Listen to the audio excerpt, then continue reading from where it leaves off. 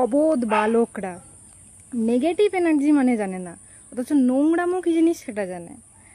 পালিকারা ভালো, অবশ্যই ভালো।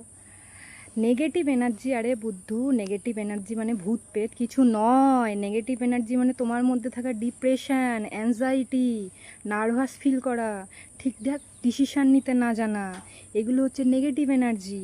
এগুলো যখন তুমি সেই বাথরুমের ফোন নিয়ে যাবে তখন তো এই এই নেগেটিভ এনার্জিগুলো তোমার উপর হাবি হবে না, তুমি বেশি বেশি হবে। দেখো আমাকে, দেখো আমার এসব কোনো ফিল হয় না। এটা তোমার ফালতু ফালতু কমেন্ট করো, আমার কিছু যায় আসে না।